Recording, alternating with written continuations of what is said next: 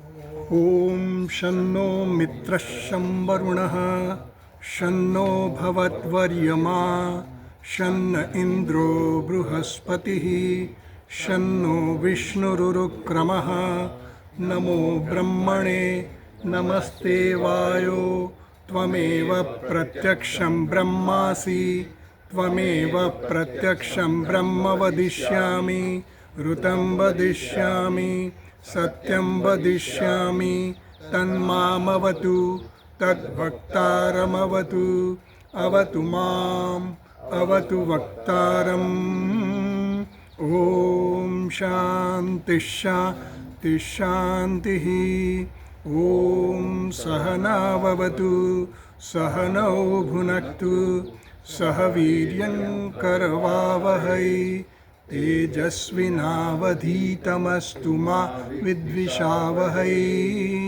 ॐ शान्तिः शान्तिः शान्तिः ॐ यश्छन्दसां वृषभो विश्वरूपः छन्दोभ्योऽध्यमृतात् सम्बभूव समेन्द्रो मेधया स्पृणोतु अमृतस्य देवधारणो भूयासं शरीरं मे विचर्षणं जिह्वा मे मधुमत्तमा कर्णाभ्यां भूरिविश्रुवं ब्रह्मणः कोशोऽसि मेधया पिहितः श्रुतं मे गोपाय ॐ शान्तिः शान्तिः शान्तिः ॐ अहं वृक्षस्य रेरिव कीर्तिः पृष्ठं गिरेरिव ऊर्ध्वपवित्रो वाजिनीव स्वमृतमस्मि द्रविणगुं सवर्चसं सुमेधा अमृतोक्षितः इति त्रिशङ्कोर्वेदानुवचनम् ॐ शान्तिः शान्तिः शान्तिः ॐ पूर्णमदः पूर्णमिदं पूर्णात् पूर्णमुदच्यते पूर्णस्य पूर्णमादाय पूर्णमेवावशिष्यते ॐ शान्तिः शान्तिः शान्तिः ॐ आप्यायन्तु ममाङ्गानि वाक्प्राणश्चक्षुश्रोत्रमथो बलमिन्द्रियाणि च सर्वाणि सर्वं ब्रह्म उपनिषदं माहं ब्रह्म निराकुर्याम् मा ब्रह्म निराकरोत् अनिराकरणमस्त्वनिराकरणं मे अस्तु तदात्मनि निरतेय उपनिषत्सु धर्मास्ते मयि सन्तु ते मयि सन्तु ॐ शान्तिः शान्तिः शान्तिः ॐ वाङ् मे मनसि प्रतिष्ठिता मनो मे वाचि प्रतिष्ठितम् आविराविर्म एधि वेदस्य मआणीस्तः श्रुतं मे मा प्रहासीः अनेनाधीतेन अहोरात्रान् सन्दधामि ऋतं वदिष्यामि सत्यं वदिष्यामि तन्मामवतु तद्वक्तारमवतु अवतु माम् अवतु वक्तारमवतु वक्तारम् ॐ शान्तिः शान्तिः शान्तिः ॐ भद्रन्नो अपि वातय मनः ॐ शान्तिः शान्तिः शान्तिः ॐ भद्रं कर्णेभिः शृणुयाम देवाः भद्रं पश्येमाक्षभिर्यजत्राः स्थिरैरङ्गैस्तुष्टुवागुंसस्तनूभिः व्यशेम देवहितं यदायुः इन्द्रो वृद्धश्रवाः स्वस्ति नः पूषा विश्ववेदाः स्वस्ति नस्तार्क्ष्यो अरिष्टनेमिः स्वस्ति नो बृहस्पतिर्दधातु ॐ शान्तिः शान्तिः शान्तिः ॐ यो ब्रह्माणं विदधाति पूर्वं यो वै वेदांश्च प्रहिणोति तस्मै तं ह देवमात्मबुद्धिप्रकाशं मुमुक्षुर्वै शरणमहं प्रपद्ये। ॐ शान्तिः शान्तिः शान्तिः। ॐ नमो ब्रह्मादिभ्यो ब्रह्मविद्यासम्प्रदायकर्तृभ्यो वंशर्षिभ्यो महद्भ्यो नमो गुरुभ्यः। सर्वोपप्लवरहितः प्रज्ञानघनः प्रत्यगर्थो ब्रह्मैवाहमस्मि ब्रह्मैवाहमस्मि। ॐ नारायणं पद्मभवं वसिष्ठं शक्तिं च तत्पुत्रपराशरं च व्यासं शुकं गौडपदं महान्तं गोविन्दयोगीन्द्रमथास्य शिष्यं श्रीशङ्कराचार्यमथास्य पद्मपादं च हस्तमलकं च शिष्यं तन्तोटकं वार्तिककारमन्यान् अस्मद्गुरून् सन्ततमानतोऽस्मि। श्रुतिस्मृतिपुराणानाम् आलयं करुणालयं नमामि भगवत्पादं शङ्करं लोकशङ्करं शङ्करं शङ्कराचार्यं केशवं बादरायणं सूत्रभाष्यकृतौ वन्दे भगवन्तौ पुनः पुनः। ईश्वरो गुरुरात्मेति मूर्तिभेदविभागिने व्योमवद्व्याप्तदेहाय दक्षिणामूर्तये नमः। ॐ ईशावास्यमिदं सर्वं यत्किञ्च जगत्यां जगत् तेन त्यक्तेन भुञ्जीथाः मा गृध्रस्वस्य स्विद्धनम्। જો હવે આનો ઉચ્ચારો તો બરાબર થવા જોઈએ.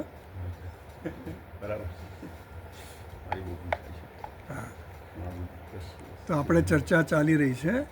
ભાષ્યકારે કહ્યું કે કોઈના મનમાં કર્મ અને જ્ઞાનના સમુચ્ચય વિશે હજી સંશય બાકી હોય, કારણ કે ભાષ્યકારે કર્મ, વિદ્યા અને અવિદ્યા એ જે મંત્રમાં વપરાયા ને શબ્દો, એ શબ્દોમાં વિદ્યાનો અર્થ ભાષ્યકારે ઉપાસના કર્યો છે, બ્રહ્મ વિદ્યા નહીં કર્યો, અને અવિદ્યાનો અર્થ કર્મ કર્યો.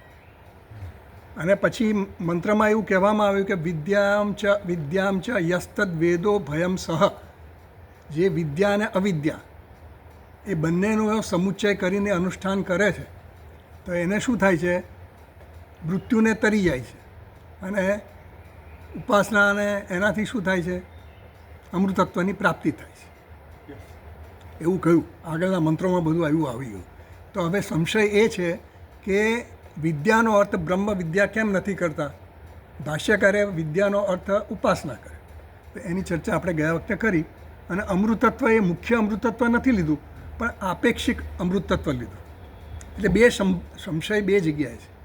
ભાષ્યકારે જે અર્થ કર્યા ને વિદ્યાને અવિદ્યાનો અને એના ફળનો, એના રિઝલ્ટ, તો ત્યાં એને શંકા છે. એટલે આપણે ચર્ચા કરી બધી કે ભાષ્યકારે કોટ કર્યા, કઠોપનિષદનો મંત્ર કોટ કર્યો, સિદ્ધાંતિએ કઠોપનિષદનો મંત્ર કોટ કર્યો, અને જે મીમાંસક છે, જે પૂર્વ પક્ષી છે, ઓપોનન્ટ, એની સમજ એવી છે કે ઉપનિષદમાં જ્યારે કીધું કે વિદ્યામ ચ અવિદ્યામ ત, વિદ્યા અને અવિદ્યા એ બંનેના સમુચ્ચયનું અનુષ્ઠાન કરે છે તો એ અમૃતત્વની અને મૃત્યુને તરી જાય છે એવું જે કીધું, તેમાં વિદ્યા એટલે તમે જે વિદ્યાનો અર્થ ઉપાસના કર્યો એ શા માટે કર્યો, ત્યાં સંશય છે. એ વાંધો પડે છે ત્યાં.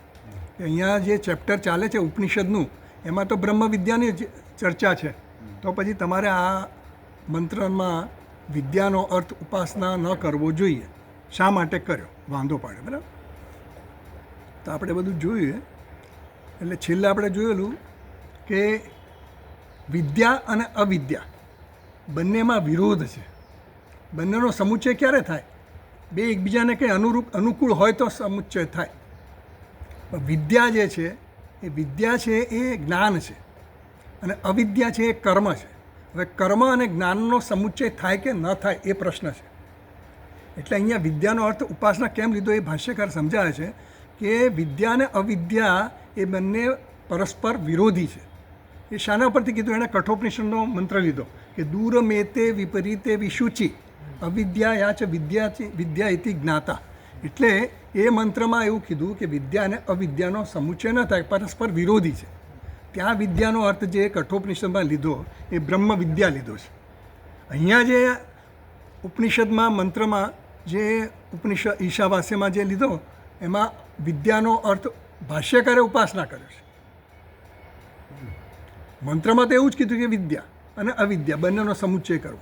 એટલે પેલો પૂર્વ પક્ષી એમ કહે છે કે અમે આ ઉપનિષદમાં જે કીધું છે એ મતને અમે માન્ય રાખીએ છીએ, અને તમે દૂરમે તે વિપરીતે વિશુચિવાળો જે કઠોપનિષદનો મત છે એમાં બે વિદ્યાનો વિરોધ છે.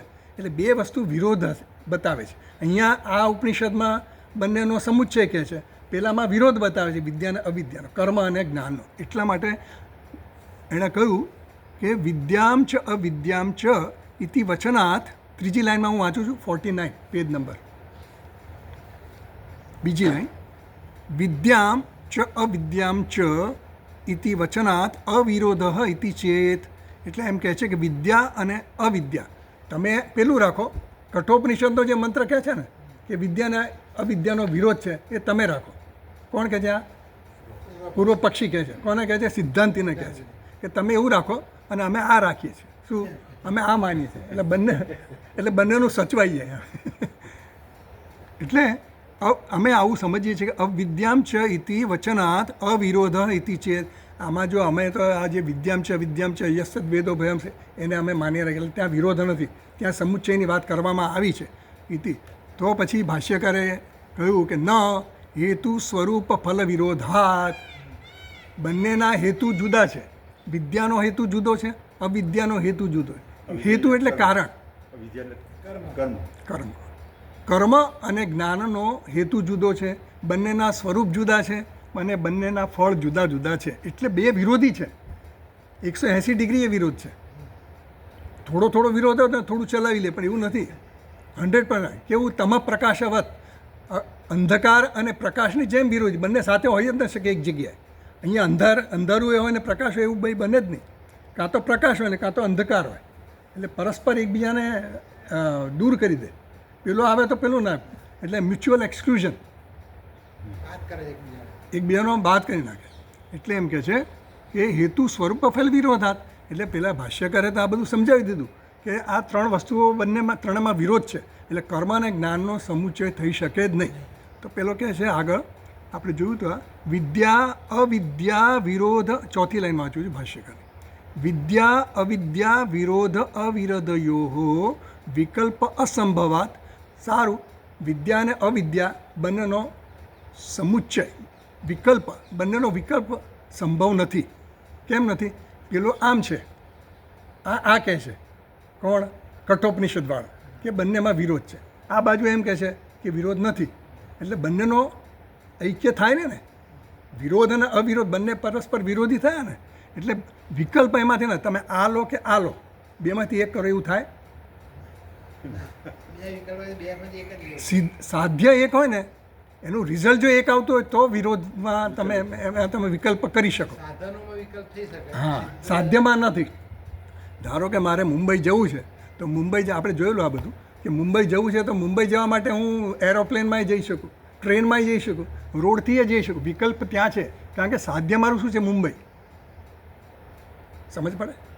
જ્યારે અહીંયા કેવું છે કે આ ઉપનિષદમાં એમ કહે છે કે બંને એક છે, અને પેલામાં શું કહે છે? બંને વિરોધી છે. એટલે આમાં વિકલ્પ થાય તો કે ન થાય એમ કહે છે. ન હેતુ સ્વરૂપ એ કહી દઉં તો વિદ્યા અવિદ્યા વિરોધ અવિરોધયો વિકલ્પ અસંભવાત સમુચ્ચય વિધાનાત અવિરોધ. તો અમે એવું કહીએ છીએ, પૂર્વ પક્ષી એમ કહે છે કે અમે તો આ ઉપનિષદમાં જે કીધું ને સમુચ્ચયનું, એમાં અમે વિરોધ જોતા નથી. વિદ્યા અને અવિદ્યા બંને સાથે કરવાનું કહે છે, એટલે વિરોધ જોતા નથી. એવ ઇતિ ચેત, જો એવું અમે કહીએ તો. એટલે સિદ્ધાંત કહે છે ન સહસંભવ અનુપપત્તે હે, બંનેનો સહસમુચ્ચય સંભવ નથી એવું કહ્યું. કોણે કહ્યું? સિદ્ધાંતીએ કીધું. સિદ્ધાંતી, ભાષ્યકાર સિદ્ધાંતી અને પૂર્વ પક્ષ બંને રજૂ કરે છે. એટલે ભાષ્યકારે સિદ્ધાંતીનો મત રજૂ કર્યો. સહસંભવ અનુપપત્તે હે, બંનેનો સહસમુચ્ચય સંભવ નથી. હવે એને માટે આપણે આનંદગીરીમાં જોયેલું 49મા પાના પર 3જી લાઈન આનંદગીરી ટીકામાં, કા અનુપપત્તિ, એમાં શું અસંભવ છે ભાઈ? પૂર્વ પક્ષીનો પ્રશ્ન છે. તમે અસંભવ કહો છો, સમુચ્ચય સહસમુચ્ચય અસંભવ છે એવું કહો છો, તો શું અસંભવ છે? અમને કારણ બતાવો. કાઠકે વિરોધ શ્રવણાત, તો કાઠક ઉપનિષદમાં વિરોધ છે અને અહીંયા અવિરોધ છે. અવિદ્યા અને વિદ્યાનો વિરોધ ક્યાં છે? કાઠક ઉપનિષદમાં છે. અને અહીંયા કેવું છે? વિરોધ નથી. સમજ પડે છે ને? આ બંને વિરોધ અને અવિરોધની ચર્ચા ચાલે છે. પેલો કહે છે કે અહીંયા વિરોધ છે જ નહીં, તો અમે આને માનીએ, તમે પેલું માનો. તો કે એવું એ ન થાય, કારણ કે વિકલ્પ સંભવ નથી. તો વિકલ્પ સંભવ નથી તો સહસમુચ્ચય એ સંભવ નથી ભાઈ. કેમ? તો કે અમે આગળ કહી ગયા છીએ એ પણ હેતુ સ્વરૂપ અને ફલ વિરોધાત પણ કહ્યું, અને આગળ ભાષ્યમાં પણ કર્મ અને જ્ઞાનનો સમુચ્ચય સંભવ નથી એવું અમે કહી ગયા. આપણે શરૂઆતમાં જે ઉપોદ્ઘાત ભાષ્ય સંબંધ ભાષ્ય થયું ને, એ સંબંધ ભાષ્યમાં પણ આ ચર્ચા આવી કે કર્મ અને જ્ઞાનનો સહસમુચ્ચય થઈ શકે નહીં. બંને એક જ જગ્યાએ સંભવ નથી. એક જ અધિકારીમાં જ્ઞાન અને અજ્ઞાન બે સાથે ન થઈ શકે. કર્મ અને જ્ઞાન એક સાથે ન થઈ શકે. આપણે આજે કર્મની જે ચર્ચા આવી, કર્મનિષ્ઠાની ચર્ચા શરૂ થઈ ને 9મા મંત્રથી, ત્યાં પણ ચર્ચામાં બધી આવી ગઈ આ બધી વસ્તુ કે કર્મ અને જ્ઞાનનો સમુચ્ચય સંભવ નથી, કારણ કે બંને પરસ્પર વિરોધી છે. એકમાં કર્તાપણાની જરૂર છે, કર્તાની જરૂર છે, જ્યારે પેલામાં અકર્તાપણું છે, એનું જ્ઞાન છે એને કે હું અકર્તા છું, આત્મા અકર્તા છે. પેલામાં શું છે? કર્મ કરવું હોય તો હું કર્તા બનું તો જ હું કર્મ કરી શકું, એટલે હું કરતા છું. એમાં શું છે? ભેદ છે. કર્મ કરવું હોય ત્યારે મારે ભેદ રાખવો પડે. કર્તા, કર્મ, કરણ બધા ભેદ છે. જ્યારે પેલામાં શું છે? કોઈ ભેદ નથી, એને જ્ઞાન છે કે હું તો પૂર્ણ છું. પેલો અધૂરો છે, એને હજી ઉણપ વર્તાય છે, એટલે એને જરૂરિયાતવાળો છે. આ તો ફૂલ સંતુષ્ટ છે પોતાનામાંથી જ. એટલે આ બધા વિરોધો છે બધા. એટલે કર્મ અને જ્ઞાનમાં વિરોધ કેમ છે? આ બધા વિરોધો છે. એટલે એમણે કીધું કે સહસંભવ અનુપપત્તે હે. એટલે પછી પેલો કહે છે કે તમે જે દૂરમેતે વિપરીતે વિશુચિ, એ કઠોપનિષદનો જે દાખલો આપ્યો તમે, એનું ઉદાહરણ આપ્યું કે ત્યાં વિદ્યા અને અવિદ્યાનો વિરોધ બતાવ્યો તમે, પણ ત્યાં આગળ તો શ્રેયસ અને પ્રેયસની વાત આવે છે. એટલે કઠોપનિષદનું જે વાક્ય હતું ને, એમાં શું હતું કે નચિકેતાને યમરાજા કહે છે કે બે માર્ગ આવે છે દરેકના જીવનમાં બે માર્ગ આવે છે. એને નક્કી કરવું હોય તો આ નક્કી કરવું કે આ રસ્તે જવું કે પેલા રસ્તે જવું. સમજ પડે? કોઈ પણ પરિસ્થિતિ સામે આવે ને આપણે, તો આ નક્કી કરવું કે અહીંયા જવું કે ન જવું, ક્લાસમાં જવું કે ન જવું. વિકલ્પો હંમેશા આવ્યા જ કરે. કોઈ પણ જગ્યાએ આપણે જઈએ, ભાઈ આ રસ્તો સારો, આ રસ્તે જવું કે પેલા રસ્તે. હવે જે રસ્તો મને ધ્યેય તરફ લઈ જતો હોય એ તરફ જ હું જઉં. ખરેખર જવું જોઈએ, પણ રસ્તો સરસ છે એટલે હું એ રસ્તે જઉં, એ તો મારું ધ્યેય સિદ્ધ ન કરી શકે. એટલા માટે ત્યાં આગળ યમરાજા નચિકેતાની માગણી શું છે? આત્મજ્ઞાનની માગણી છે. એટલે યમરાજા એને સમજાવે છે કે દરેકના જીવનમાં શ્રેય અને પ્રેય બે વસ્તુ હોય. શ્રેય એટલે જે મારા માટે શ્રેષ્ઠ છે, અને પ્રેય એટલે જે મને પ્રિય લાગે છે. What you like and what is right. બેમાંથી એક વસ્તુ સિદ્ધ આપણે પસંદ કરવાની હોય. There are two choices. You go by this way or you can go by this way, but you will go by which way? કયા રસ્તે તમે જશો? જે મારો ધ્યેયને સિદ્ધ કરનારો માર્ગ હોય એ માર્ગે જવું. એટલે શ્રેય અને પ્રેયની ત્યાં વાત આવી. એટલે વિદ્યા અને અવિદ્યાની જે વાત આવી ને, એટલે જે વિદ્યાનું અનુસરણ કરે છે એ શ્રેયનું પસંદગી કરે છે, અને જે અવિદ્યાનો આધાર લઈને કામ કરે છે એ કેવો છે? એ પ્રેયવાળો છે. એટલે પ્રેયની જે પસંદગી કરે છે, પ્રિય વસ્તુની જે પસંદગી કરે છે, એ માર્ગ અવિદ્યાનો માર્ગ છે. અને પેલો જે માર્ગ છે એ કેવો છે? શ્રેયનો માર્ગ જે છે એ કેવો છે? વિદ્યાનો માર્ગ છે. એટલે ત્યાં બે વસ્તુ જુદી જુદી બતાવી. એટલે પેલો પૂર્વ પક્ષી એમ કહે છે કે તમે જે આ ઉદાહરણ આપ્યું દૂરમેતે વિપરીતે વિશુચિ, એ ઉપનિષદનો જે મંત્ર તમે કોટ કર્યો એ મંત્ર તો ત્યાં આગળ શ્રેય અને પ્રેયની થોડી એની પ્રશંસા કરે છે.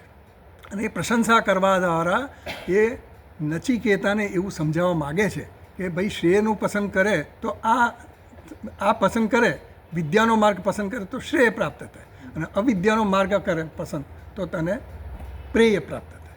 એટલે ત્યાં તો શ્રેય અને પ્રેયની પ્રશંસા કરવા માટે જ છે. એટલે એ અર્થવાદ કહેવાય, સીધો એનો અર્થ નથી.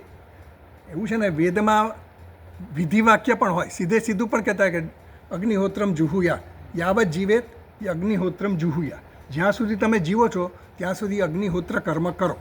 એ સીધો એનો ઉપદેશ છે, બરાબર. એ વિહિત વાક્ય જે છે ને એ તો સીધો ઉપદેશ કરે છે.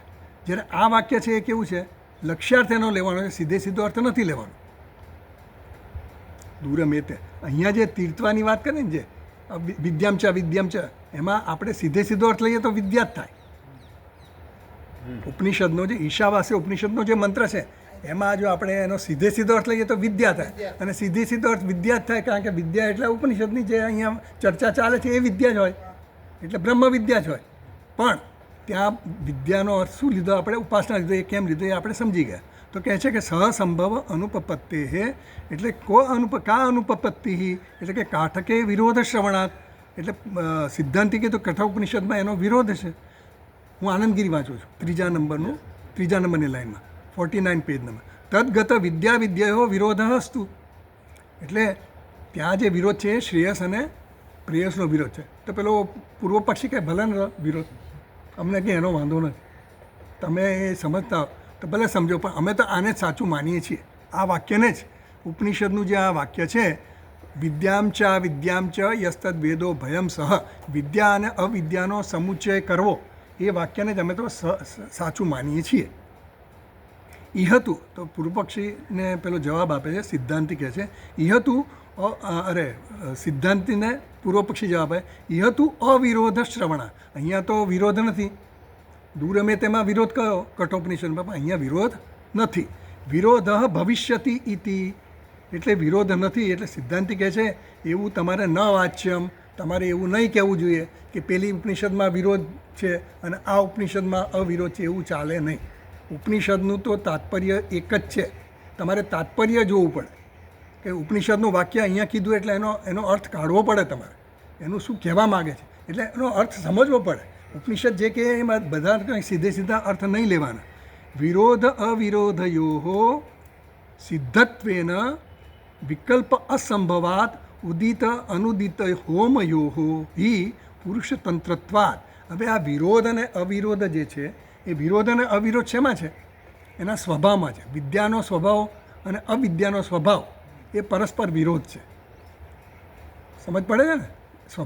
સ્વભાવમાં કોઈ વિરોધ, તમામ પ્રકાશ, અંધકારનો અને પ્રકાશનો પરસ્પર વિરોધ છે.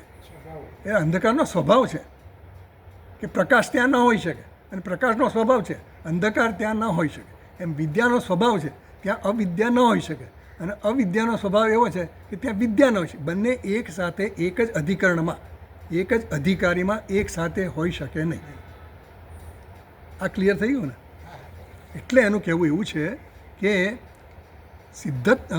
ઇહતુ અવિરોધ શ્રવણ ન વાચ્યમ વિરોધ અવિરોધયો સિદ્ધત્વ.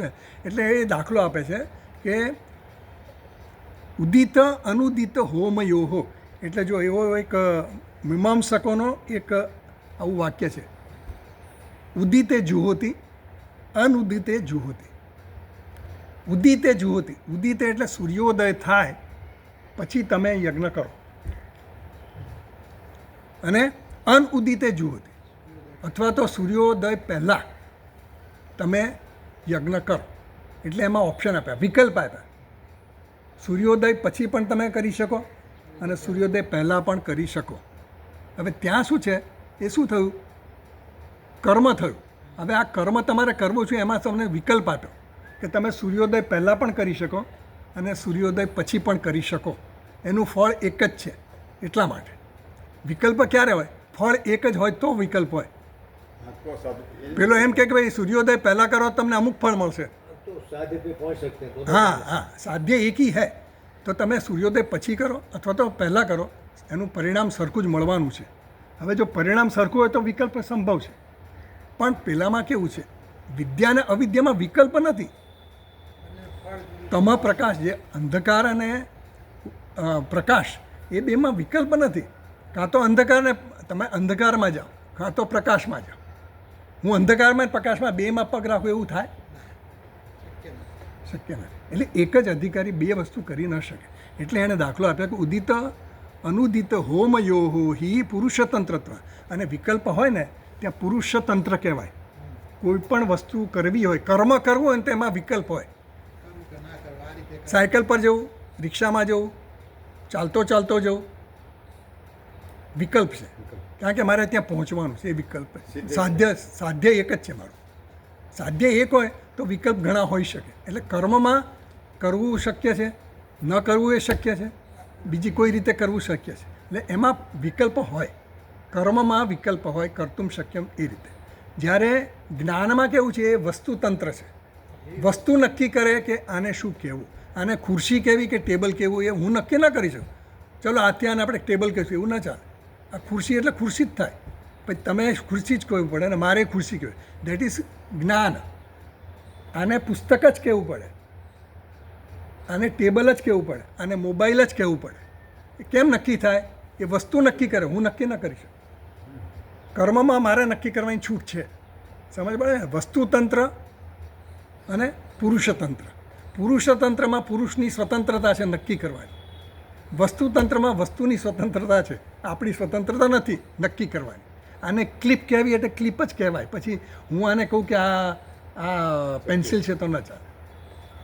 એટલે એમ કહે છે કે પુરુષતંત્રત્વાદ યુક્ત વિકલ્પ ઇતિ ઉક્તમ. એટલે ઉદિત અને અનુદિત જે વિકલ્પ કયો એ ત્યાં પુરુષતંત્ર છે ને, પુરુષને નક્કી કરવાની છૂટ છે. એટલા માટે એ ત્યાં વિકલ્પ સંભવ છે. એટલે તમે બેમાંથી એક કરી શકો. તર્હિ અવિરોધ એ પૂર્વ પક્ષી કહે છે તો પછી અવિરોધ એ વસ્તુ સમુચ્ચય વિધિ બલાત. હવે વિધિ છે, શાસ્ત્રનું કામ શું છે? વિધિ અને નિષેધ કરવા. શાસ્ત્ર આ વિધિ કહે છે, શાસ્ત્રને આપણે પ્રમાણ ગણીએ છીએ. તો શાસ્ત્ર જો આવું કહેતું હોય તો સમુચ્ચય વિધિ બલાત. આ જે મંત્ર કહે છે વિદ્યામ ચ વિદ્યમ ચ યસ્તદ વેદો ભયમ સહ ઉભયમ સહ વેદ. જે આનું વેદ એટલે અનુષ્ઠાન કરે, કોણ? જે કોઈ પણ આનું વિદ્યા અને અવિદ્યાનું સહ અનુષ્ઠાન કરે છે તો એનાથી એ બલાત એ વિધાન ઉપરથી અમે એવું કહીએ છીએ. કોણ કહે છે? આ પૂર્વ પક્ષી કહે છે.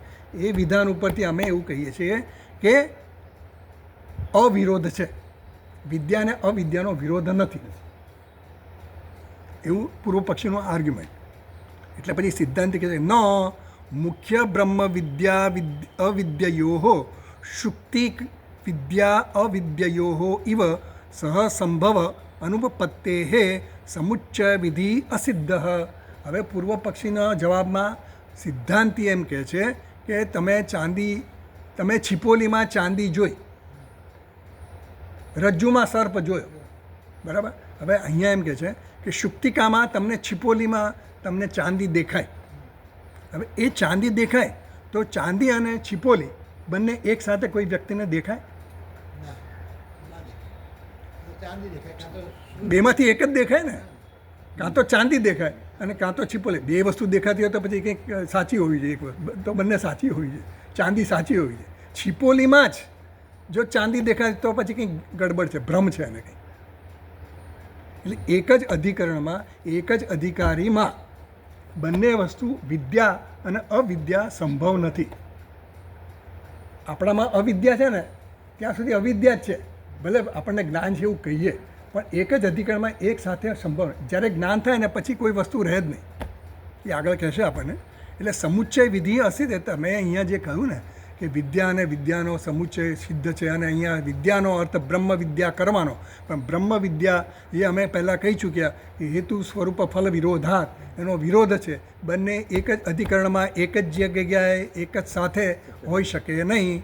પછી પેલો કહે છે કે સારું એવું નથી. તો કહે છે સમુચ્ચય વિધિ અસિદ્ધ. પછી બ્રેકેટમાં કહે છે સિદ્ધે સમુચ્ચય વિધૌ તદ બલાત અવિરોધ અવગમાચ સમુચ્ચય સિદ્ધિ ઇતિ અન્યોન્ય આશ્રય સ્યાત. એટલે સિદ્ધાંતિ કહે છે કે તમે એમ કહો છો કે ઉપનિષદમાં સમુચ્ચય વિધિ કીધી, ઉપનિષદમાં કીધું ને સમુચ્ચય કરવો, ઉભયમ વેદ, એટલે બંનેનો સમુચ્ચય કરવો એવું ઉપનિષદમાં કહ્યું આ મંત્રમાં. તો તમે એ મંત્રમાં જે સિદ્ધાંતિ કહે છે કે તમે એ મંત્રના આધારે તમે એવું કીધું કે સમુચ્ચય કરવો વિદ્યા અને અવિદ્યાનો, કારણ કે ઉભય વેદ એવું કહ્યું. તો સિદ્ધે સમુચ્ચય વિધૌ તદબલાત અવિરોધ અવગમ, તો એના આધારે તમે એમ કહો છો કે બંનેનો વિરોધ નથી વિદ્યા અને અવિદ્યાનો આ ઉપનિષદના મંત્ર દ્વારા. તો અવગમ અવિરોધ અવગમાચ સમુચ્ચય સિદ્ધિ, અને સમુચ્ચય છે એટલા માટે વિરોધ નથી. બે વસ્તુ અલગ અલગ. સમુચ્ચય છે, ઉપનિષદમાં સમુચ્ચય કીધો, ઉભય વેદ સમુચ્ચય કીધો એટલે કે અવિદ્યા અને વિદ્યાનો વિરોધ નથી.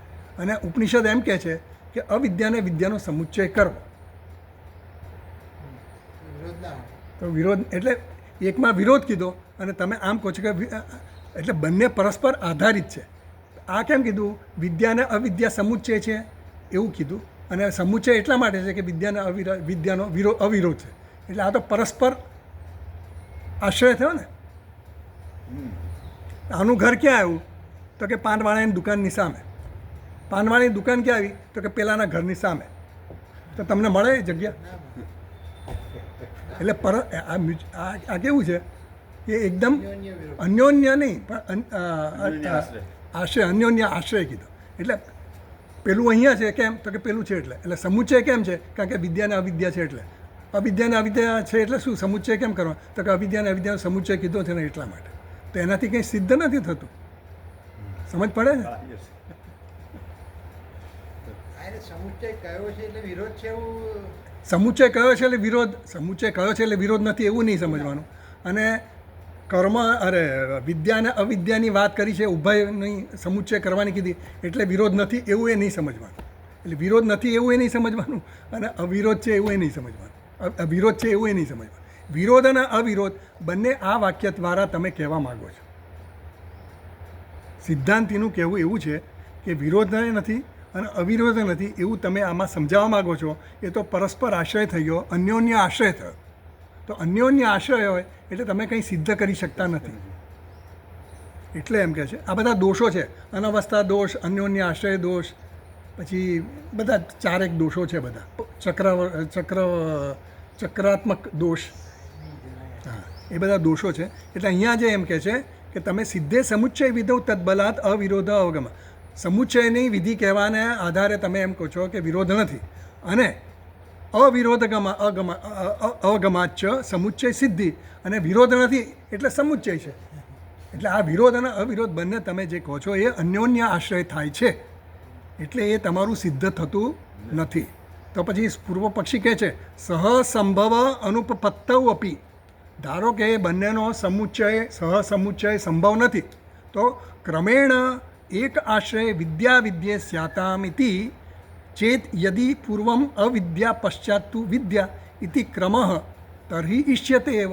પેલો પાછો આપણને એનો વિકલ્પ આપે જ પાછો, ભાઈ તમે એવું કરો એવું કરો કે એક સાથે ના કરો તો કંઈ નહીં, પણ ક્રમથી તો કરો ને. પહેલાં તમે ક્રમથી કર્મ કરો અને કર્મ કર્યા પછી બ્રહ્મ વિદ્યાની પ્રાપ્તિ કરો. તો તમે એક જ વ્યક્તિ કરી શકે ને? વ્યક્તિ કરી શકે, પણ વ્યક્તિ એટલે પિંડ થયો. વ્યક્તિ એટલે શું થાય? વ્યક્તિ એટલે પિંડ. હવે પિંડ અને અધિકારીમાં ફેર છે. કર્મ જે કરે છે જે વ્યક્તિ, એનું અંતઃકરણ શુદ્ધ થઈ ગયું, એ જ્ઞાન માટે તૈયાર થઈ ગયો, પછી એ જ્ઞાનની જ્યારે પણ અનુષ્ઠાન કરતો હોય ત્યારે એ અધિકારી શેનો થયો? જ્ઞાનનો થયો. સાધન ચતુષ્ટય સંપન્ન થઈ ગયો એ વ્યક્તિ, ત્યારે પછી હવે એનો અધિકારીત્વ બદલાઈ ગયો, એનું અધિકારીપણું બદલાઈ ગયું. એ જ્ઞાનનો અધિકારી, પછી એ કર્મનો અધિકારી રહ્યો નહીં. કર્મયોગ એને પૂરો કરી નાખ્યો, પછી એક અધિકારી કયો બન્યો? જ્ઞાનનો અધિકારી બન્યો. એટલે કર્મનો અધિકારી પછી એ જ્ઞાનનો અધિકારી બને. પણ ઘણી વ્યક્તિઓ એવી હોય કે પૂર્વની વાસનાઓ, પૂર્વના સંસ્કાર લઈને એ આવ્યો હોય, તો એનામાં પહેલેથી જ વિવેક વૈરાગ્ય બધું હોય જ. એને બધી સંસારની આ બધી માથાકૂટમાં પડવાની પહેલેથી જ ઈચ્છા ન હોય, એને કોઈ એ બાબતનું આકર્ષણ જ ન હોય, તો એ તો ઘરની બહાર નીકળી ગયો હોય કદાચ, એવું એ હોય. અને ઘરમાં રહેતો હોય તો એને બધામાં રસ ન હોય. એવી વ્યક્તિઓ હોય છે. તો એને કંઈ કર્મ કરવું જ પડે એવી જરૂરી નથી. એટલે એને અહીંયા સિદ્ધાંતિનો જે આ વિરોધ છે ને એ એમ કહે છે કે તમે કર્મ અને જ્ઞાનના ક્રમસર કરવાની વાત કરો છો. એટલે પહેલાં કર્મ કરો અને પછી તમે જ્ઞાન મેળવો. ચાલો એ પણ તમે કહો છો, એ અમુકમાં સંભવ છે, એ સાચી વાત છે. પણ વેદાંતિ તો એવું એ માનતા નથી. વેદાંતિ લોકો બંને વસ્તુ માનતા નથી. કેમ? કારણ કે ઘણી વ્યક્તિઓ એવી હોય કે જન્મથી જ એ બધા આવા સંસ્કાર લઈને આવી હોય, એનામાં વિવેક હોય, વૈરાગ્ય હોય, એને આ બધી સંસારિક વસ્તુઓમાં રસ જ ન હોય. તો એવી વ્યક્તિને તમે એવો રૂલ ન બનાવી શકો કે પહેલાં કર્મ કરવું જ પડે અને પછી તમારે જ્ઞાન માટે સાધના કરવાની. કર્મ કર્યા વગર પણ તમે જ્ઞાનની સાધના કરી શકો. જે વ્યક્તિમાં પહેલેથી જ આ લઈને આવ્યો હોય એને પછી આ કર્મની જરૂર નથી, એટલે સીધો જ્ઞાન માટે તૈયાર છે.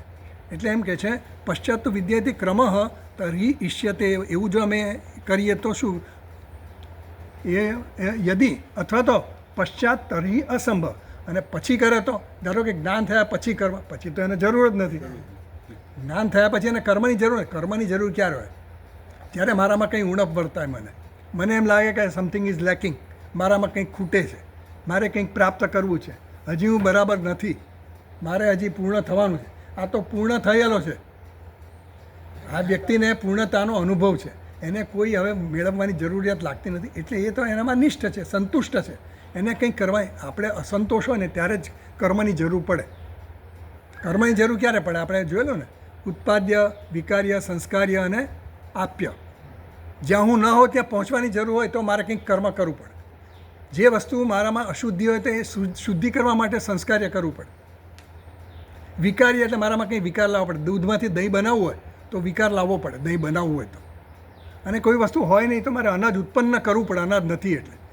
એ બધા માટે કર્મ જે છે, આ ચાર સિવાય કર્મની કોઈ જરૂર નથી બીજે ક્યાંય.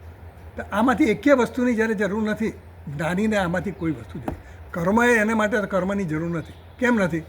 કારણ કે એ પોતાનાથી સંતુષ્ટ છે, એને કંઈ મેળવવાનું નથી, પ્રાપ્ત કરવાનું નથી. એવો જે જ્ઞાની છે એને પછી આ કર્મની સંભાવના જ નથી રહેતી એની. એટલે એમ કહે છે કે જે પશ્ચાતની વાત કરો છો તો પશ્ચાતની તો વાત આવતી જ નથી. પહેલાં જ્ઞાન થાય અને પછી કર્મ કરે એવું રાખો તો એવું ન થાય. અને પહેલાં કર્મ કરો અને પછી જ્ઞાન રાખો તો એવું ક્રમશઃ તમે કરતા હો એવું વિચારતા હો, પણ એવો નિયમ નથી. સિદ્ધાંતિનું કહેવું એવું છે કે એવો નિયમ નથી કે કર્મ કરવું જ પડે અને પછી જ તમારે જ્ઞાન. એટલે કારણ કે મીમાંસકો કર્મને છોડવા માગતા નથી. મીમાંસકોનો આગ્રહ એવો છે કે કર્મ તો કરવું જ જોઈએ, જીવો ત્યાં સુધી, યાવત જીવેત યજ્ઞિહોત્રમ જુહુયા. તમારે અગ્નિહોત્ર કે જે કોઈ તમારા વર્ણાશ્રમ ધર્મ પ્રમાણે જે કોઈ કર્મ તમારે કરવાના આવે એ બધા તમારે કરવા જ જોઈએ. તો હવે આગળ આપણે વાંચીએ ભાષ્યમાં 50મા પાના પર. આપણે વાંચેલું આ વાક્ય પણ આપણે બધી સિદ્ધાંત હા હે યસ્મિન સર્વાણીથી બાકી ત્રીજી લીટી. ના એ ખરું, આપણે આગળની પછી ભાષ્ય વાંચેલું પણ થોડી ચર્ચા બાકી હતી, જરા જોઈ લઈએ. ભાષ્ય વાંચીએ. ચેત છે ને પછી ન છે.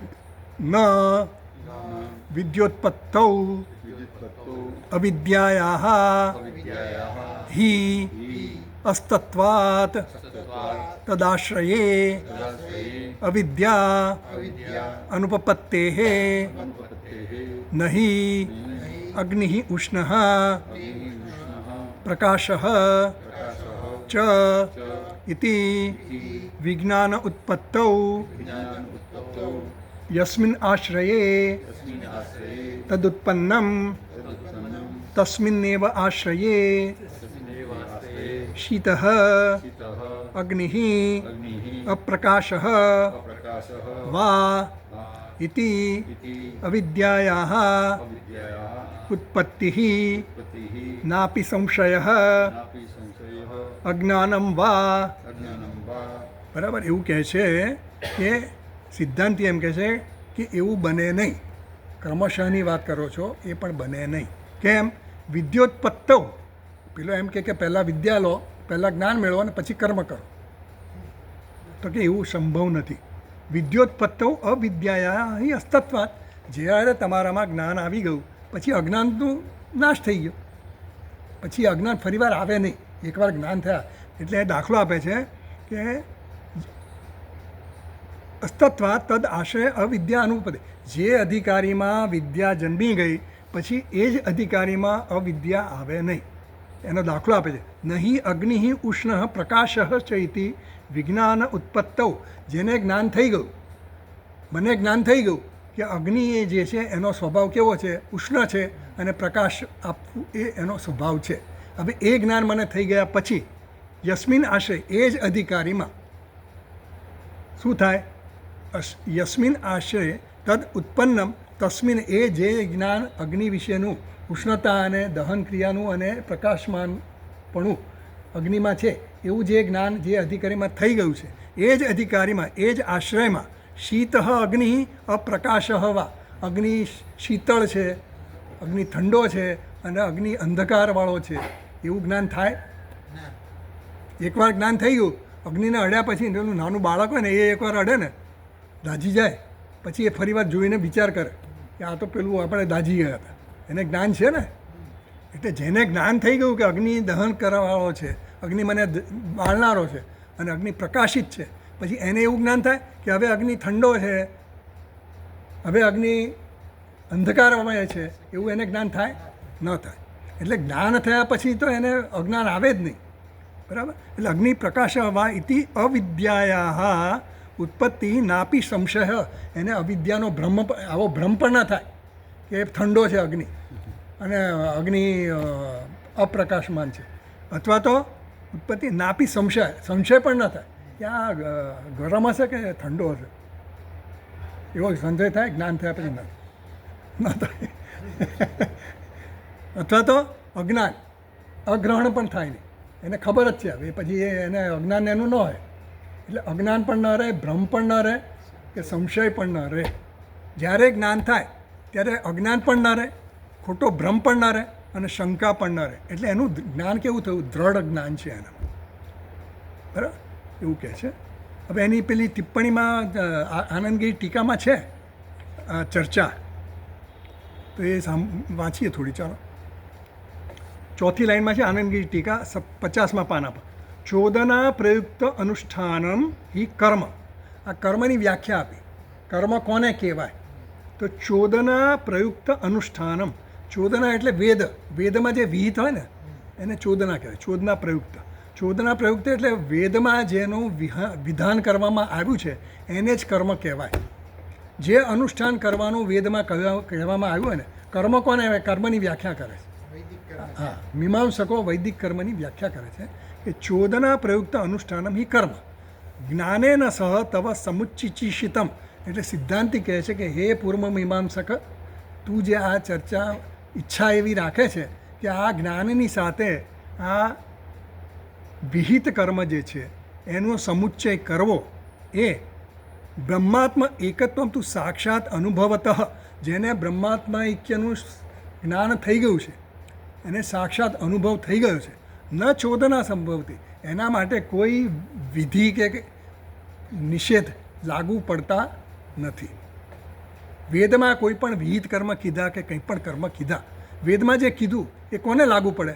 જેને એમ લાગે કે ના મને લાગુ પડે છે. ક્યારે લાગુ પડે? એવું લાગે કે આ મને કંઈક મારે સિદ્ધ કરવું છે તો મારે શું કરવું? મારે પાણીની તરસ લાગી તો મારે ત્યાં જવું પડે.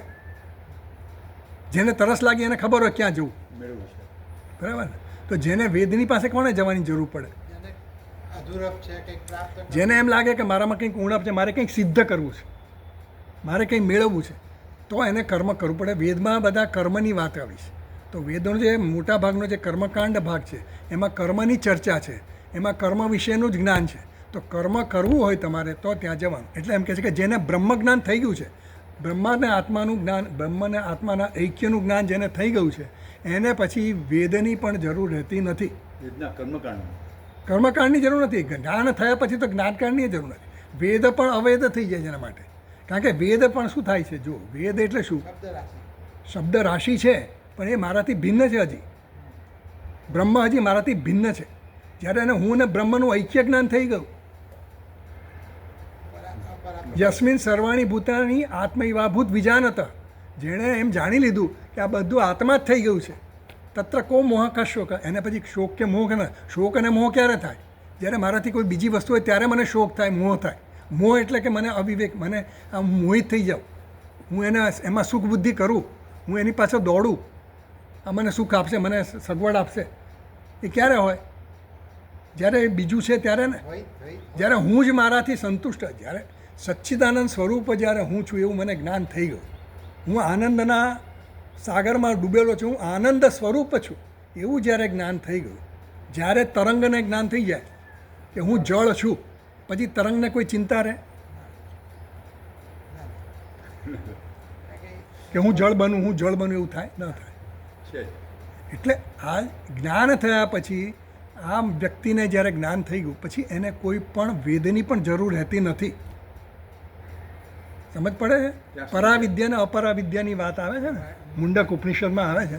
તો પરાવિદ્યા જે કીધી ને એમાં આ બ્રહ્મજ્ઞાન એક જ પરાવિદ્યા, બાકી અપરામાં આવી જાય. વેદો પણ અપરાવિદ્યામાં જ ગણાઈ જાય. પછી જ્યારે જ્ઞાન થયું, જેમ આપણે અગ્નિનો દાખલો આપ્યો, જ્ઞાન થયું કે આ દહન અને પ્રકાશ એ બે વસ્તુ આના ધર્મો છે. હવે એ ધર્મ મારા મનમાં એકદમ દ્રઢ થઈ ગયા. પછી મને ખબર છે કે અગ્નિ એટલે ગરમ અને અગ્નિ એટલે પ્રકાશ. પછી મારે અગ્નિ શીતળ છે કે અગ્નિ ઠંડો છે એવું જ્ઞાન કોઈક મને કહે તોય હું માનું ન માનું એમ. એટલે અહીંયા એમ કહે છે કે બ્રહ્માત્મા ઐક્ય તું સાક્ષાત અનુભવત ન ચોદન સંભવતી કામ અભાવાત. કામ અભાવાત એ જે ઐક્યનું જેને જ્ઞાન થયું છે એનામાં કોઈ કામના બાકી રહી નથી. કર્મ ક્યારે કરું? કામના હોય તો ત્યારે. મારી કામના પૂરી કરવા માટે હું કર્મ કરું છું. એટલે કામના અભાવાત કામિન હિ સર્વાહ ચોદના. બધા જ જે વેદના વિહિત કર્મો છે એ બધા કોના માટે છે? કામી છે એના માટે. એટલે ભગવાને કીધું ને, નહીં પહેલો તો કેવો છે? જ્ઞાની કેવો છે? નૈવ કિંચિત કરોમિતિ પશ્યન શ્રુવન સ્પુશન જિગ્રન ગચ્છન સ્વપન પ્રલપન વિસર્જન બધું જ કરે છે. કરતો હોવા છતાં પણ નૈવ કિંચિત કરોમિતિ. ભગવાને ત્યાં કીધું 5મા અધ્યાયમાં શું કીધું? નૈવ કિંચિત કરોમિતિ ઇતિ મન્યેત તત્વવિદ. જે તત્વવિદ છે, જેને તત્વનું જ્ઞાન છે, એવું શું કહે છે? હું જાણું, જોતો હોવા છતાં, જાણતો હોવા છતાં, ચાલતો હોવા છતાં, ખાતો હોવા છતાં કંઈ કરતો નથી. ચેષ્ટા છે. ચેષ્ટા ક્યાં હોય? શરીરના સ્તરે ચેષ્ટા છે, પણ એને જ્ઞાન છે. આપણી ચેષ્ટા કેવી છે? ચેષ્ટા છે એના જેવી જ ચેષ્ટા છે, પણ આપણને અજ્ઞાન છે. અજ્ઞાનવાળી જે ચેષ્ટા છે ને એને કર્મ કહેવાય, અને જ્ઞાનીની ચેષ્ટા છે ને એને કર્મ ન કહેવાય, કારણ કે એને જ્ઞાન છે. ચેષ્ટા બધાની સરખી જ છે. એટલે જ્ઞાની છે એને તો જ્ઞાન છે, એની ખાલી એના દ્રષ્ટિમાં ફેર છે. બધું જે રીતે ખાતો એ રીતે જ ખાય, જે રીતે ચાલતો એ કંઈ ઊંધા માથે ચાલે કે એવું બધું કંઈ નથી હોતું. એને તો જે રીતે ચાલે. એટલે જ્ઞાનીની આ છે ને દ્રષ્ટિનો જ ફેર છે, વિવેકની વાત છે. એટલે એમ કહે છે કે કામ અભાવાત કામિન હિ સર્વાહ ચોદના. એટલે શ્લોક આપે છે, અકામિન ક્રિયા કાચિત દૃશ્યતે ન હ્ય કસ્યચિત. અહીંયા કોઈને પણ ક્રિયા કરતાં આપણે જોઈએ ને તો એ કામનાવાળો હોય એનામાં જ આપણને ક્રિયા કે ચેષ્ટા દેખાય છે. યદ્યધિ કુરુતે જંતુ.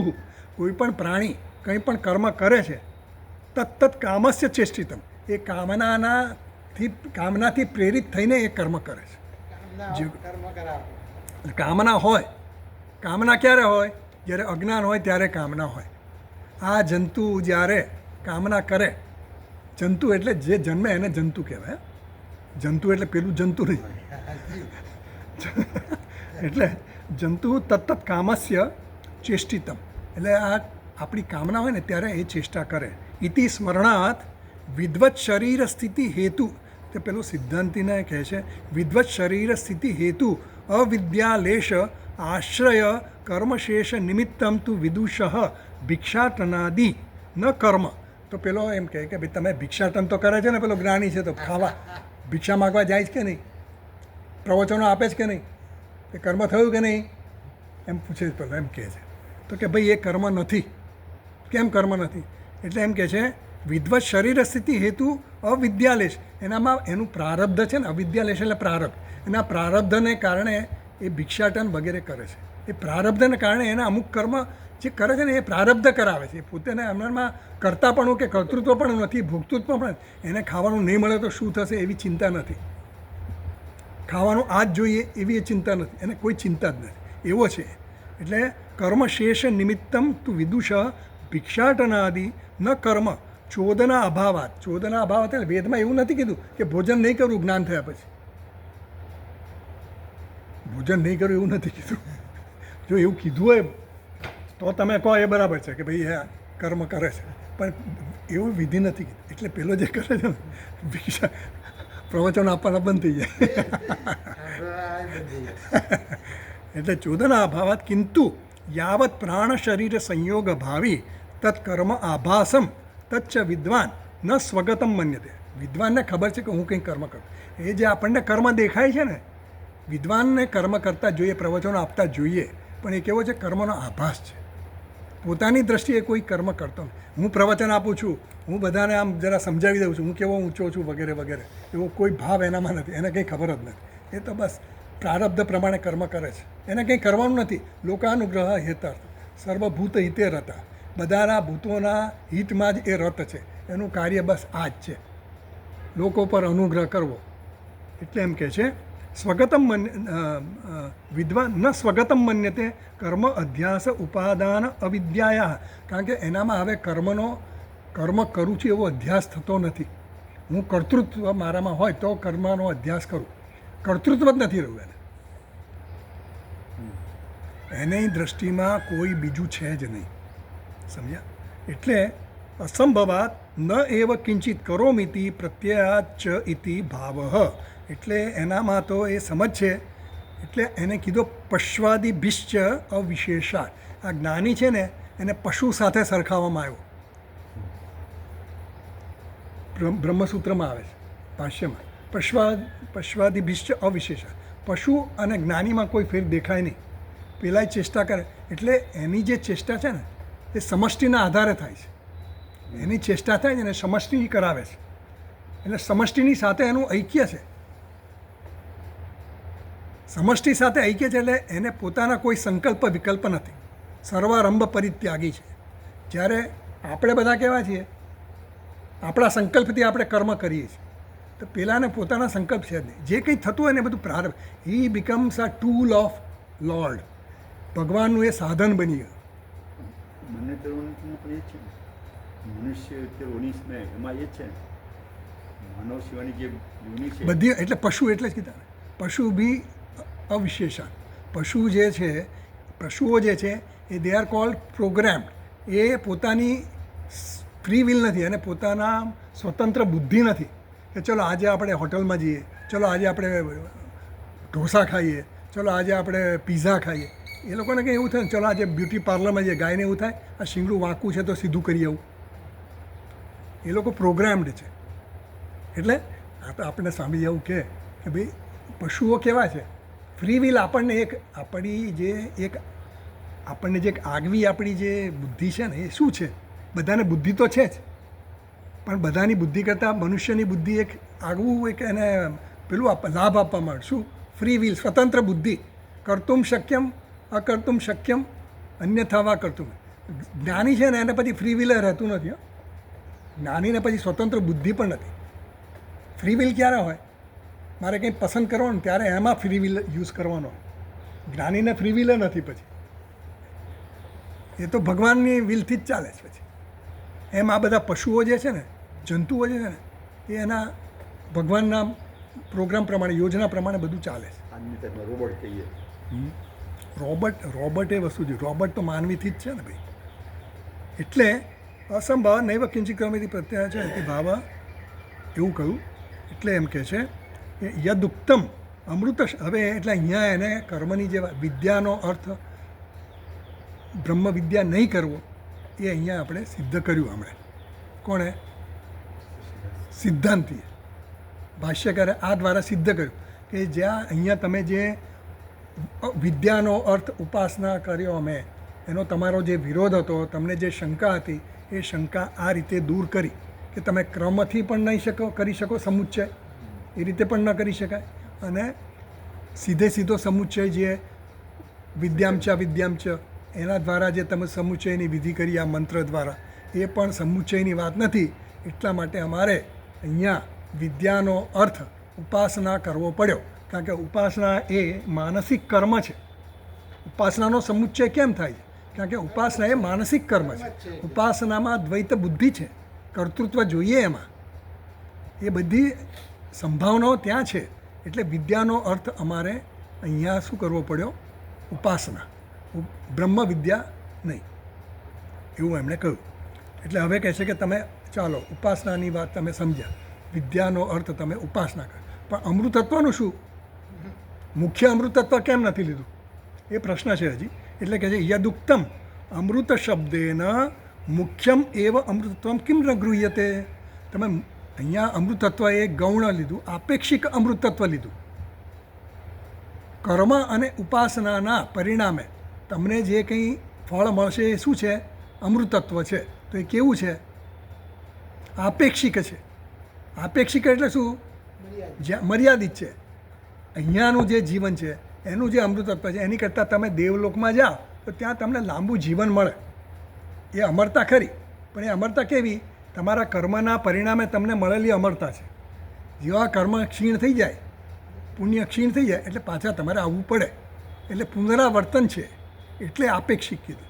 એટલે એમ કહે છે કે યદુક્તમ અમૃત શબ્દેન મુખ્યમેવ અમૃતમ કિમ ન ગૃહ્યતે વિદ્યા શબ્દેન ચ પરમાત્મા વિદ્યા ઇતિ તત્ર આહ.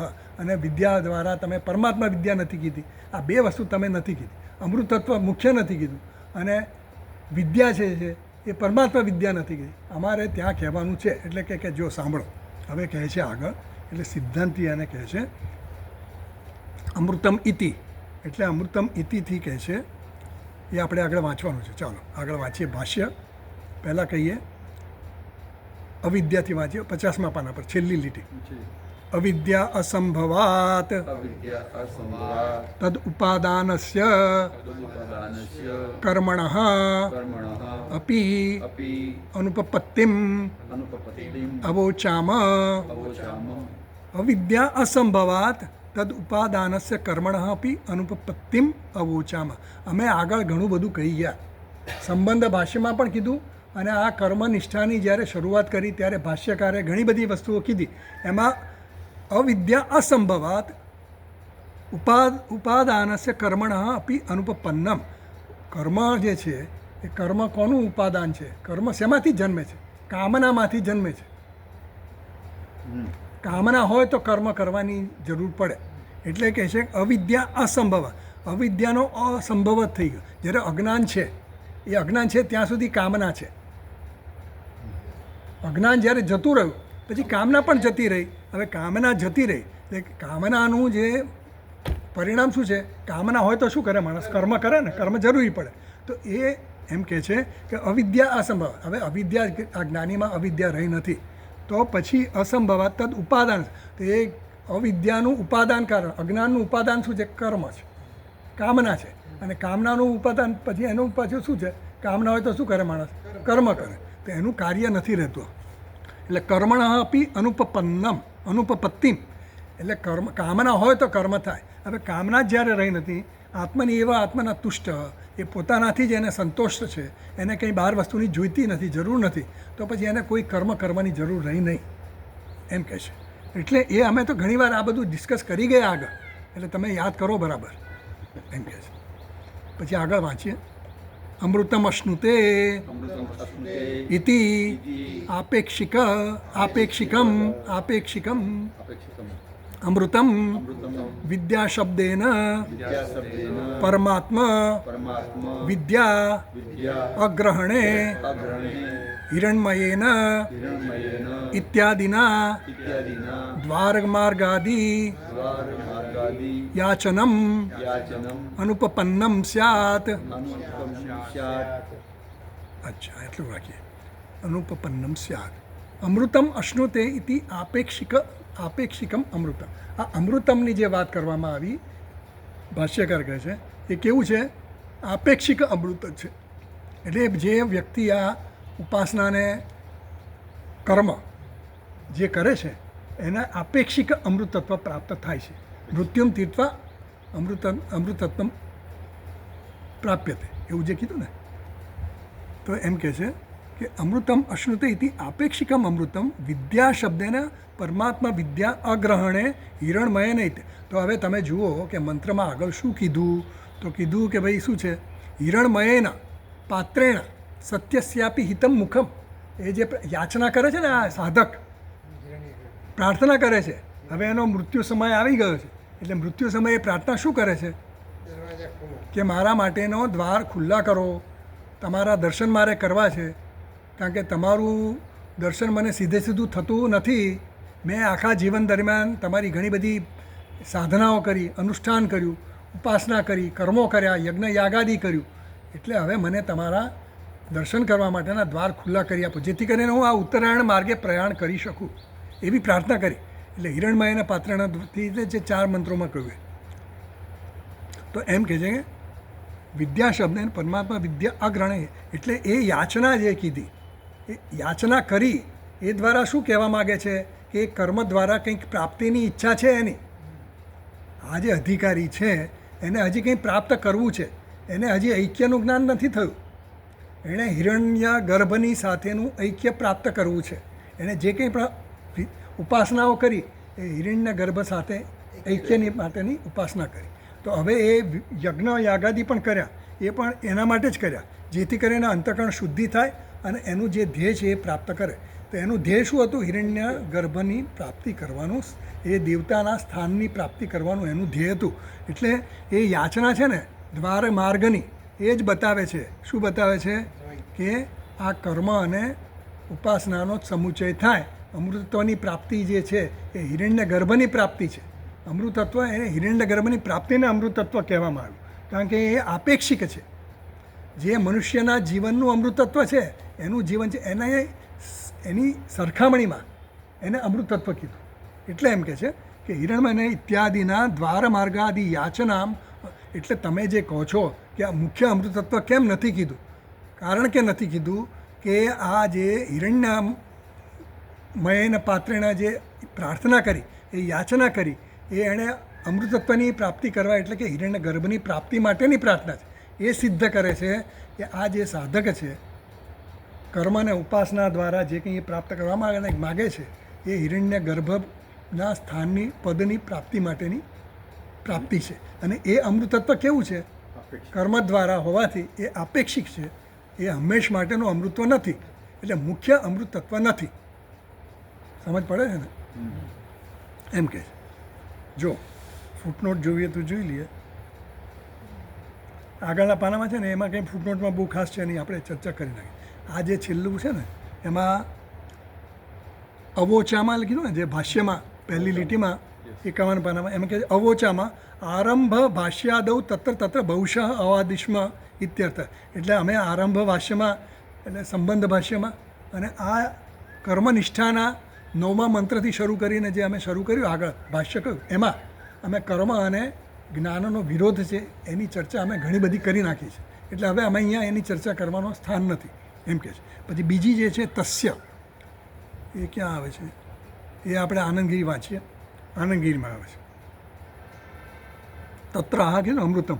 તો જુઓ 51મા પાના પર આનંદગીરી ટીકામાં કહે છે મુખ્ય અમૃતત્વ ગ્રહણે હિરણમયાદિ મંત્રેણ દ્વાર માર્ગ યાચનમ અનુપન્નમ સ્યાત. એટલે કે દ્વાર માર્ગની યાચના જે છે ને એ પછી અસંગત થઈ જાય છે. જો મુખ્ય ગણીએ, મુખ્ય અમૃતત્વ જો ગણીએ, તો દ્વાર માર્ગની જે યાચના છે આ સાધકની, એ યાચના કેવી થઈ જાય? અસંગત બની જાય, યુક્તિયુક્ત નથી. યાચના કરે છે ક્યારે? જો એને મુખ્ય અમૃતત્વની જો યાચના હોય તો એને યાચના કરવાની જરૂર નથી. પછી એને જે યાચના કરે છે એ શેના માટે કરે છે? હિરણ્ય ગર્ભની પ્રાપ્તિ માટે કરે છે. આ જે સાધક છે ને એ કર્મ દ્વારા અને ઉપાસના દ્વારા હિરણ્ય ગર્ભની પ્રાપ્તિ કરવા માગે છે.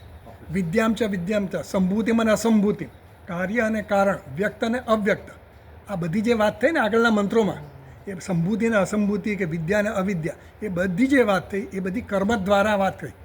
કર્મ અને ઉપાસના એ દ્વારા જે કંઈ પ્રાપ્ત થાય છે એની આપણે સિદ્ધિ ક્યાં સુધીની કીધી? હિરણ્ય ગર્ભ સુધી અને પ્રકૃતિ લય સુધી. એટલે એને ઐશ્વર્ય પ્રાપ્ત કરવું છે, એને હજી ઘણી બધી સિદ્ધિ એનામાં ઉણપ છે, એટલે એને હજી ઘણી બધી પ્રતિષ્ઠા જોઈએ છે, ફલાણું જોઈએ છે, ઢીકણું જોઈએ છે, બધું ઘણી હજી ઈચ્છા છે ને, સ્વર્ગના ભોગો જોઈએ છે, હજી એની ઈચ્છા છે. એવી વ્યક્તિની આ વાત છે. એટલા માટે એ વ્યક્તિ જે આ યાચના કરે છે એ વ્યક્તિ કેવો હોય, હજી એને કર્મના દ્વારા જે કંઈ ભોગો જોઈએ છે એવો એ વ્યક્તિ છે. એનો અધિકાર કર્મમાં જ છે, હજી ભોગ કર્મ દ્વારા એને ભોગ પ્રાપ્ત કરે એવો વ્યક્તિ છે.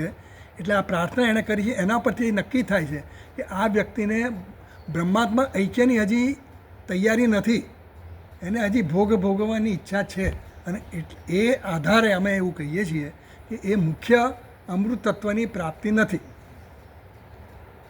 જો મુખ્ય અમૃત તત્વની પ્રાપ્તિ હોય તો એને આવી પ્રાર્થના કરવાની જરૂર રહેતી નથી. કશું રહેતું જ નહીં. સમજ પડે? You understand? ઓકે, ચાલો, ઓકે ઓકે. તો એમ કહે છે તસ્ય એટલે એમ કીધું મુખ્ય અમૃત આનંદગીરી ટીકા મુખ્ય અમૃત તત્વ ગ્રહણે હિરણ્યમયાદી મંત્રેણ દ્વારમાર્ગ યાચનમ અનુપપન્નમ છે. જો આ યાચના જે કરી એ અયોગ્ય થઈ જાય, અસંબદ્ધ થઈ જાય, પણ એને યાચના કરી છે એટલે એ હિરણ્ય ગર્ભની સાથે ઐક્યની પ્રાપ્તિ માગે છે. ન તસ્ય પ્રાણાહ ઉત્ક્રામંતી, એવું ઉપનિષદમાં કહેવામાં, બૃહદારણ્યક ઉપનિષદમાં કહેવામાં આવ્યું કે આ જ્ઞાનીના આ જે જ્ઞાનીના જે છે એના પ્રાણ અહીંયાથી ઉત્ક્રમણ કરતા નથી. જ્યારે જ્ઞાન થાય, બ્રહ્મજ્ઞાન જેને થઈ ગયું છે એના પ્રાણ અહીંયાથી વિદાય લેતા નથી. અત્ર એવ સમવનીયંતે, અહીંયા જ એના પ્રાણ મળી જાય છે. જે તત્વ પંચભૂત તત્વ જે છે એ બધા જ તત્વો પોતપોતાના મૂળ તત્વોમાં ભેગા થઈ જાય છે, એમાં લય પામે છે. જ્યારે અજ્ઞાની છે એનું શું થાય છે, એના તો પ્રાણ અહીંયાથી ક્યાંક બીજે જાય છે. એટલે એના માટે એમ કહે છે, જો 46મા પાના પર લખેલું છે લિંગમ ચ ઇદમ જ્ઞાન કર્મ સંસ્કૃતમ ઉત્ક્રામતુ ઇતિ દ્રષ્ટવ્યમ. 46મા પાના પર છે, જોવું હોય તો જોઈએ ભાષ્યમાં. આ થોડી તમને એક્સરસાઇઝ કરાવું છું એટલા માટે બીજી લાઈનમાં કે આપણને જરા ધ્યાન રહે. 46મા પાના પર જુઓ, બીજા નંબરનું ભાષ્યમાં બીજી લાઈન, લિંગમ ચ ઇદમ જ્ઞાન કર્મ સંસ્કૃતમ ઉત્ક્રામતું. આ ઉત્ક્રમણ કોણ કરે છે? લિંગમ એટલે લીનમ ગમયતી, સૂક્ષ્મ શરીર. લિંગમ લીનમ ગમયતી. લીનમ એટલે જે દેખાતું નથી ને એનું આપણને જ્ઞાન કરે, એને લિંગ કહેવાય. નિશાન, લિંગ એટલે ચિહ્ન. ચિહ્ન. સૂક્ષ્મ શરીર છે ને એ આપણને જ્ઞાન કરે છે, એનું સ્થૂળ શરીરનું જ્ઞાન કરે, એટલે એને લિંગ શરીર કીધું. લિંગમ ગમયતી એટલે અહીંયા જે છે ને આ લિંગ એ સૂક્ષ્મ શરીરની વાત. એટલે આ જે સૂક્ષ્મ શરીર છે ઇદમ, એ જ્ઞાન કર્મ સંસ્કૃતમ, આ એમ કહે છે આ વાયુ અનિલમ અમૃતમ થયેદમ ભસ્માંતમ શરીર મમ કૃતો સ્મરણ. એ જે મરવા પડેલો મૃત્યુ શૈયા પર છે એ વ્યક્તિ એમ કહે છે કે આ જે લિંગ શરીર, એનું જે આ લિંગ શરીર છે એ અહીંયાથી વિદાય લે છે. સ્થૂળ શરીર છે એ તો અહીંયા ભસ્મીભૂત થઈ જાય છે. લિંગ શરીર અહીંયાથી ગતિ કરે છે. તો એમ કહે છે લિંગમ શરીરમ છે ઇદમ જ્ઞાન કર્મ સંસ્કૃત. એ કેવું છે? જ્ઞાનથી અને કર્મથી સંસ્કૃત થયેલું શરીર. હિરણ્ય ગર્ભ સાથે એણે એક થવાનું છે. તો હિરણ્ય ગર્ભ સાથે એકતા થવા માટેની આપણી એવી યોગ્યતા જોઈએ ને. તો એ એમ કહે છે કે મારું જ્ઞાન અને કર્મથી સંસ્કૃત થયેલું મન છે, મારું સૂક્ષ્મ શરીર જ્ઞાન અને કર્મથી સંસ્કૃત છે, એટલા માટે હું તમારી સાથે ઐક્ય કરી શકું. અયોગ્ય હોય તો ન કરી શકું. એવું છે કે તમે ક્યાંય પણ ડૉક્ટર મેડિકલ કોલેજમાં તમે જઈને બેસો તો ચાલે? ના, લાયકાત જોઈએ ને. યોગ્યતા જોઈએ કે ન જોઈએ? મેડિકલ તમારે ડૉક્ટર સાથે બેસવું હોય, એને એસોસિએશનમાં જઈને તમે બેસવું હોય તો તમારી યોગ્યતા જોઈએ કે ન જોઈએ? ડિગ્રી જોઈએ. ભાઈ મારે એસોસિએશનમાં હું મેમ્બર થઉં, પણ થઈ ન જવાય એમ રીતે. You should be a doctor. એની યોગ્યતા જોઈએ ને.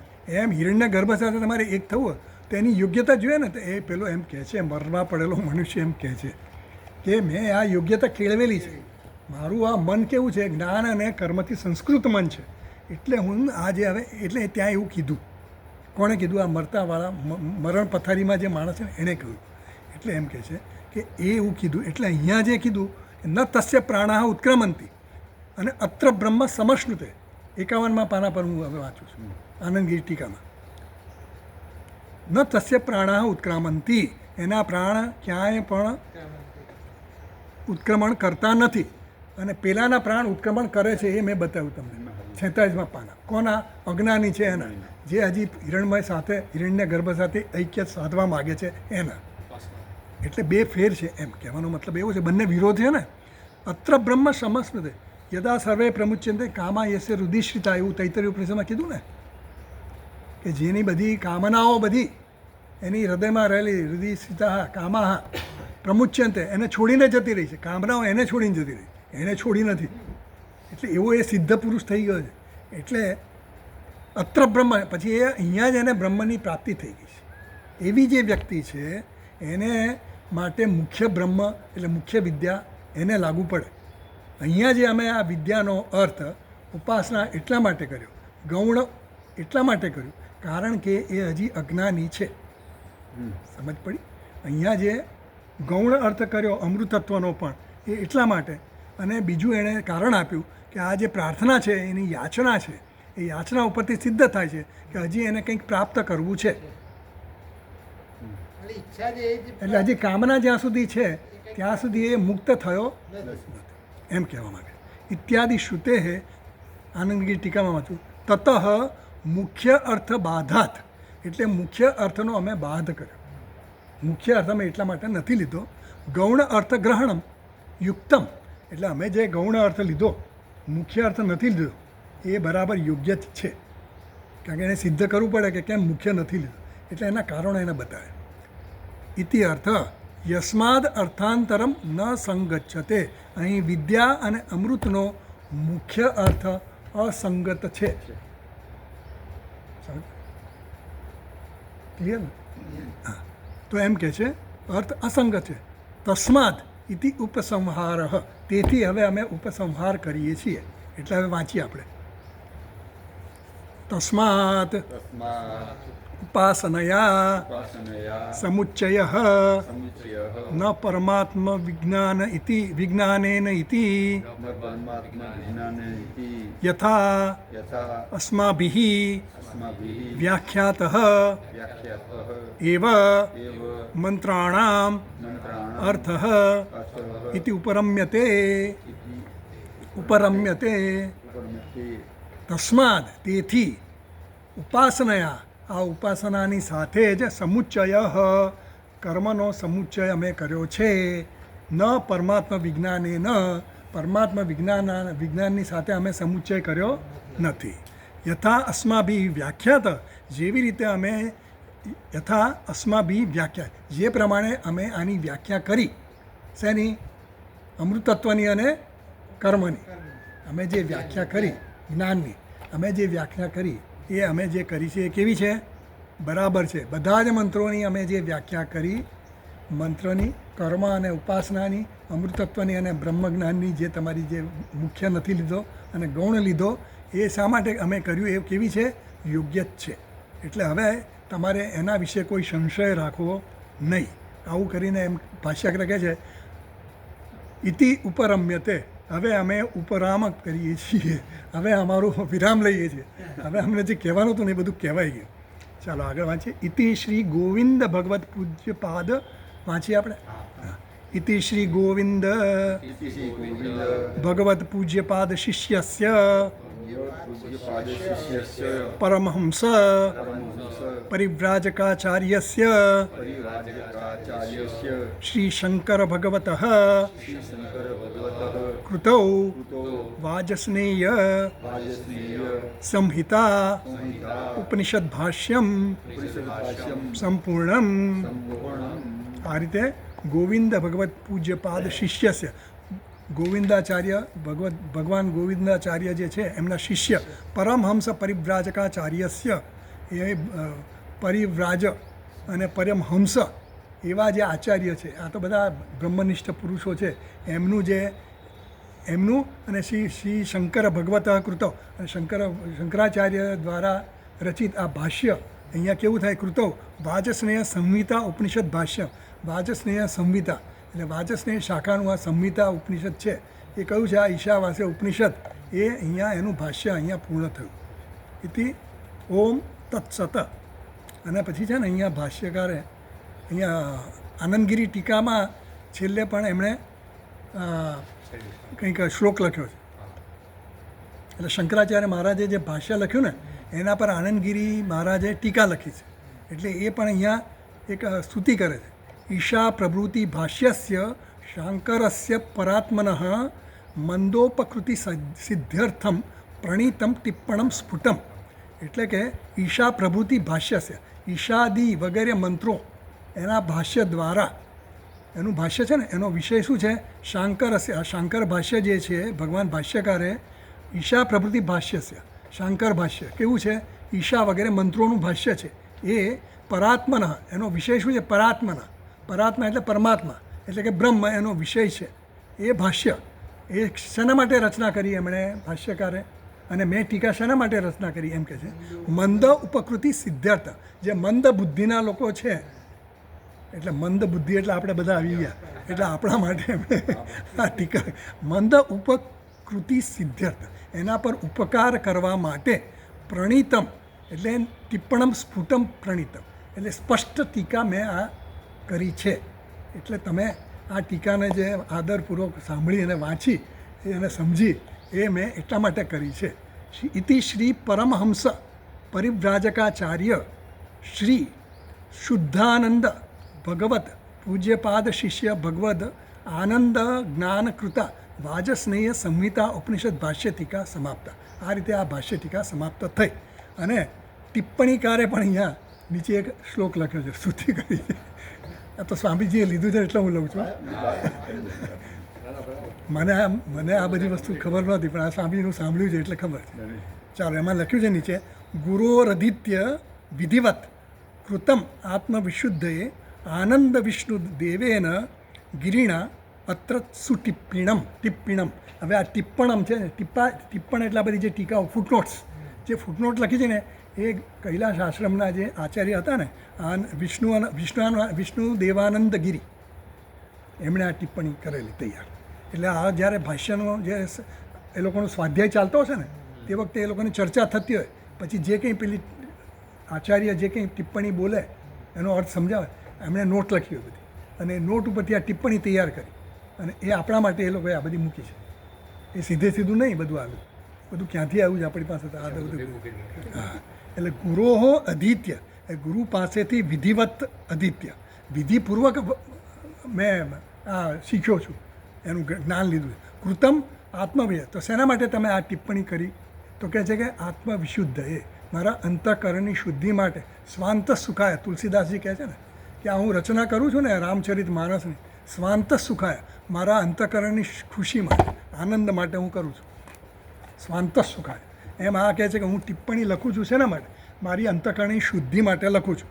આનંદ વિષ્ણુ દેવેન ગિરિણા, વિષ્ણુ દેવાનંદ ગિરી એ દ્વારા, એમના દ્વારા સુટિપ્પણમ આ સુંદર ટિપ્પણી કરવામાં આવી છે, રચાઈ છે.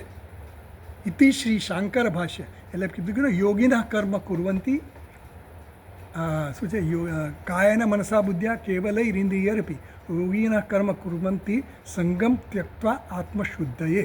યોગીઓ જે છે ને એ કર્મ કરે છે શેના માટે? કાયાથી એ કરે છે, વાણીથી એ કરે છે અને મનથી પણ કરે છે. શેના માટે કરે છે? અંતઃકરણ શુદ્ધિ માટે કરે છે. કેવી રીતે? સંગમ ત્યક્ત્વા, આસક્તિ રહિત થઈને કર્મ કરે છે. એટલે યોગી બનવું હોય તો સંગ રહિત થઈને કર્મ કરવા.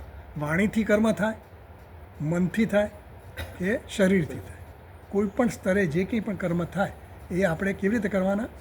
સંગરહિત થઈને કરવાના. સંગ કયો કહેવાય? રાગ અને દ્વેષનો સંગ. રાગ દ્વેષ છોડી દેવાના. એટલે આવતા હોય આપણે, ભલે આવે પણ પ્રેક્ટિસ કરતા રહેવાની, એટલે ધીરે ધીરે આપણું એ થાય.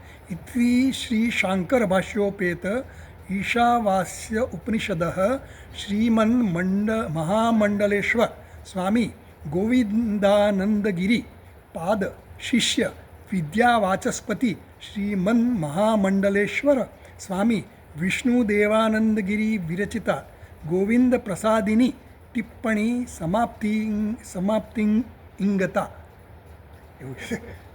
એટલે આ અહીંયા એમની ટિપ્પણીની પણ સમાપ્તિ થઈ એવું અમે કહીએ છીએ. એવું કહ્યું. ચાલો. ઓમ પૂર્ણમદ પૂર્ણમિદમ પૂર્ણાત પૂર્ણમુદચ્યતે પૂર્ણસ્ય પૂર્ણમાદાય पूर्णमेवावशिष्यते। ॐ शान्तिः शान्तिः शान्तिः। शङ्करं शङ्कराचार्यं केशवं बादरायणं सूत्रभाष्यकृतौ वन्दे भगवन्तौ पुनः पुनः। ईश्वरो गुरुरात्मेति मूर्तिभेदविभागिने व्योमवद्व्याप्तदेहाय दक्षिणामूर्तये नमः। ॐ शान्तिः शान्तिः शान्तिः। हरिः ॐ।